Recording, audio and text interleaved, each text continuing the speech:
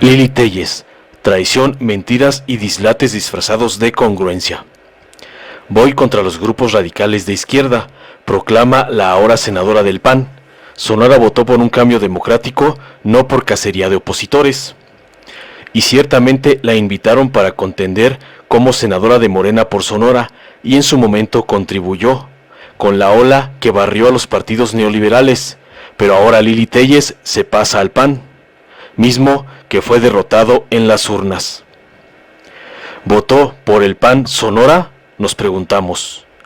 No.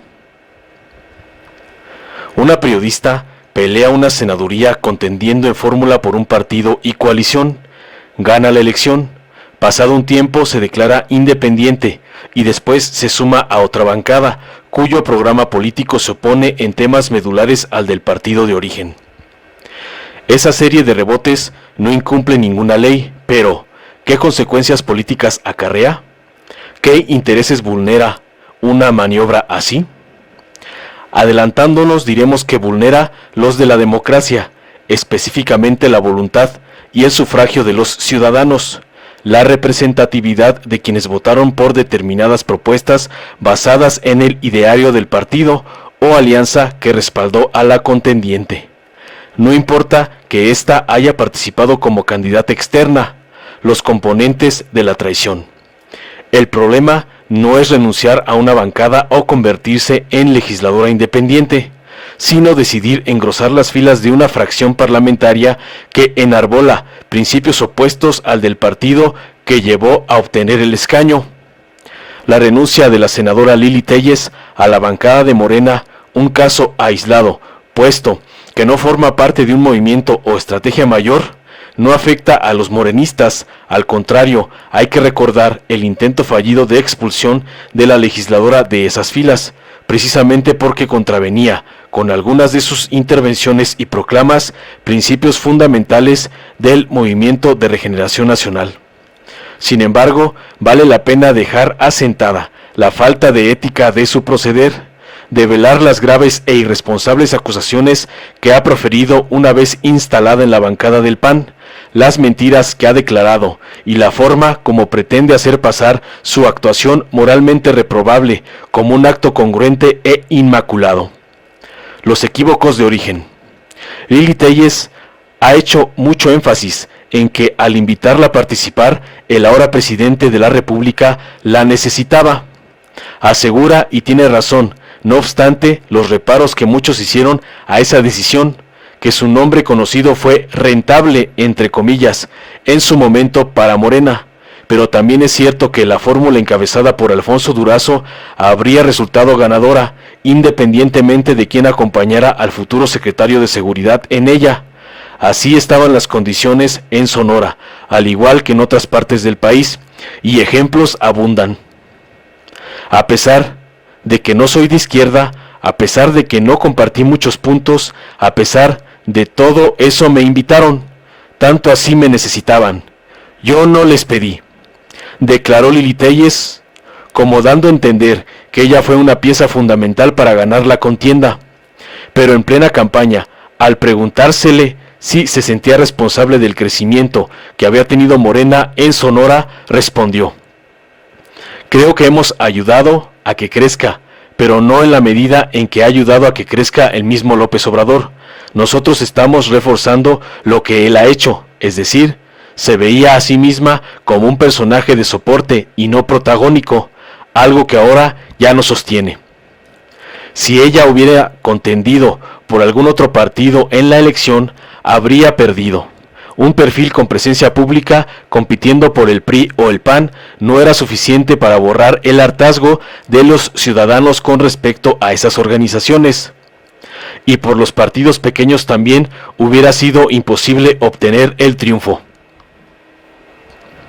Pero a Lili Téllez le es imposible asumirse como representante de un conglomerado de electores cuyo voto estuvo notablemente influido por el llamado efecto AMLO, que llevó a la presidencia al candidato y logró una arrasadora mayoría del partido Morena en las dos cámaras del Congreso de la Unión.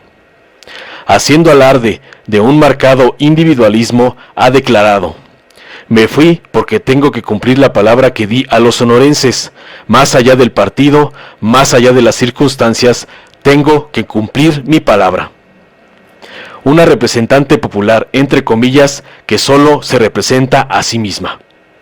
Cumplir su palabra, dice, sería trabajar por los retos de la Cuarta Transformación, pues esa fue la voluntad de los electores al elegirla, pero ella utiliza ese imperativo para cumplirse a ella misma, como si los electores hubieran votado única y exclusivamente por su persona y su particular visión del mundo y de la política, y no por el cambio de régimen. En una entrevista aseveró: yo pedí el voto para mí. Ha desdeñado la opción de mantenerse independiente porque aduce que sola no puede trabajar y no trabajar es traicionar a los sonorenses, cuando lo cierto es que la traición ya está hecha y es de ella a la plataforma política que utilizó en su campaña y al conjunto de electores que votó por ella, precisamente a los que dice no querer traicionar. Otra digna alternativa habría sido dejar el lugar a su suplente, como es bastante común por diversos motivos entre los legisladores propietarios, pero ella prefiere abonar a la causa panista, con la que dice sentirse plenamente identificada, condición que debió haber tomado en cuenta antes de aceptar la invitación de contender por la 4T. Dado que su filiación al ideario panista no es reciente, vale preguntarse, ¿estaría todo planeado desde el principio? El PAN es el partido adversario por excelencia de Morena, de derecha y con grupos de ultraderecha en su interior, conservador, antiprogresista y neoliberal. Representa precisamente lo que la 4T se ha comprometido a combatir.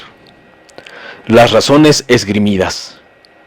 En las diversas entrevistas que ha dado, Lili Téllez ha esgrimido las siguientes razones por las que dice haber renunciado a la bancada de Morena, para luego sumarse a la del PAN. 1. Su rechazo a la izquierda radical, a la pandilla de fanáticos. Héctor Díaz Polanco, Manuel Barlet, Irmeréndira Sandoval, Pedro Salmerón, Epigmenio Ibarra son algunos de los que ha mencionado, que dice están imponiendo su agenda en la política nacional, de los cuales no desea ser cómplice. Los sonorenses no trabajamos para una pandilla de fanáticos de izquierda, ha dicho. Hablando por los sonorenses como si realmente los representara y no hubiera hecho de lado los principales ideales de la 4T, por los que fue elegida.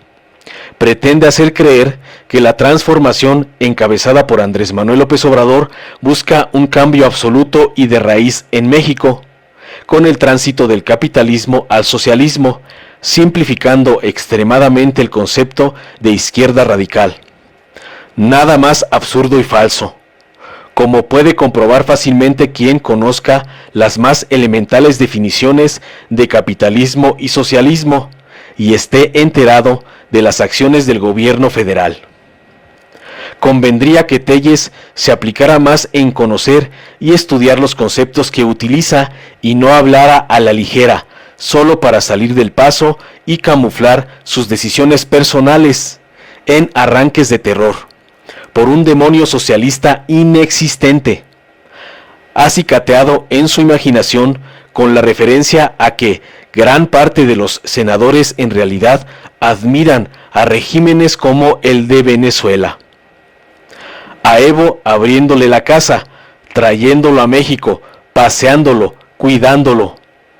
Ya hubiera querido yo que hubieran tenido un 1% de ese trato, de esa compasión por las víctimas en el caso de la masacre de la familia Levarón, dijo.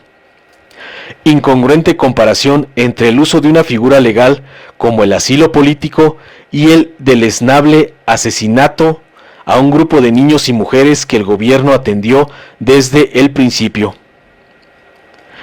Corona sus señales paranoicas esta frase. Hay una tendencia de crear una lucha de clases, que es una de las bases que llevan a ser de izquierda radical. Es decir, para ella, la lucha de clases es algo que los políticos, en este caso AMLO y sus operadores políticos crean, inventan, dicen que existe. En esta aseveración, las contradicciones en el seno y desarrollo de la historia están ausentes.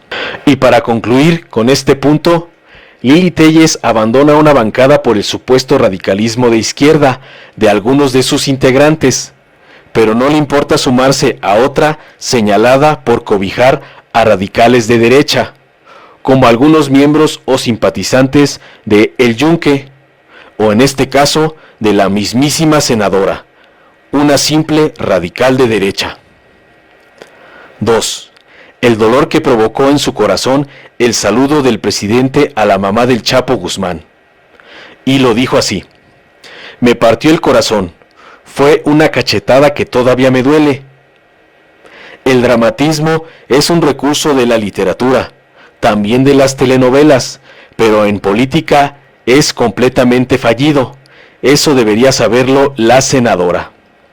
3. Que el gobierno no haya reconocido la gravedad de la pandemia a tiempo y que el doctor López-Gatell haya politizado su manejo.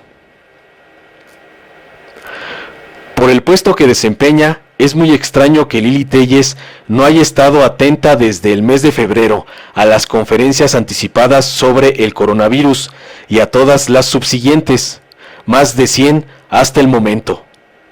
Que recurra al desatino de un manejo político cuando en todo el trabajo de atención a la pandemia ha prevalecido el apego a la ciencia y a los protocolos internacionales que se han ido adaptando a las circunstancias mexicanas, es un despropósito.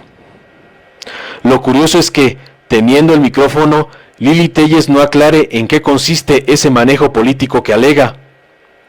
En lugar de ello, llama merolico y demagogo al subsecretario. Las cosas no son como las ha señalado López-Gatell. No hay ninguna curva aplanada, no hay ninguna curva doblada, y efectivamente hay muchos más muertos de los que él ha dicho. Y esa sí fue una gota que derramó el vaso para dejar la bancada. Es negligencia criminal, se atrevió a aseverar, en claro manejo político de la pandemia del que ella se queja. 4. El mal manejo de la economía, supuesto mal manejo. Según Lili Téllez, para el presidente ya no cuenta el PIB. No está enterada de que ese indicador se seguirá utilizando en México, aunado a otro en elaboración, más acorde con el concepto de bienestar. Ni la libre empresa. Aquí le enviamos a buscar este concepto en Wikipedia. La plataforma es buena para que pueda corroborar lo desapegada de la realidad que está su afirmación. Ni la generación de empleo. En este momento le invitamos a leer los informes de la Secretaría de Economía para que hable con cifras en la mano. Sino el bienestar. Sí, de acuerdo, a este gobierno le interesa el bienestar. Y que te lo dé el Estado a través de sus programas. Con esa última frase descubrimos que le molestan programas como la pensión a adultos mayores y a personas con discapacidad, las becas de 1 año a jóvenes para que se encarrilen en un empleo u oficio, los apoyos económicos a niños y adolescentes en extrema pobreza, que estudian en una escuela pública, entre otros. ¿Será que ella no necesita ninguno de esos apoyos y eso es suficiente para desestimarlos? Y es que Lili Téllez parece tener una visión reduccionista y dicotómica de los fenómenos y acontecimientos, como lo comprueba con esa frase pescada en Google que tuiteó hace unas semanas, atribuyéndosela equivocadamente a Abraham Lincoln. No se puede beneficiar a los débiles perjudicando a los fuertes, que realmente dijo William John Henry Whittaker. Se ha referido varias veces al odio a los empresarios por parte de este gobierno, sin especificar en qué consiste ese odio. ¿Será que para ella requerir que los hombres y mujeres de negocios paguen impuestos y no crearles otro Fobaproa significa odio a los empresarios? 5. la censura. Sin mayor atención, porque no la merece, puesto que está a la vista de todos que nunca había habido en México mayor respeto a la libertad de expresión, una prueba es ella misma lanzando acusaciones públicas graves contra funcionarios y legisladores, lo que más bien es abuso de esa libertad, como ahora dejamos consignada esta jocosa frase suya. Hay intentos más graves de censura hoy que los que yo vi en el PRI y el PAN. ¿Un presidente manipulable?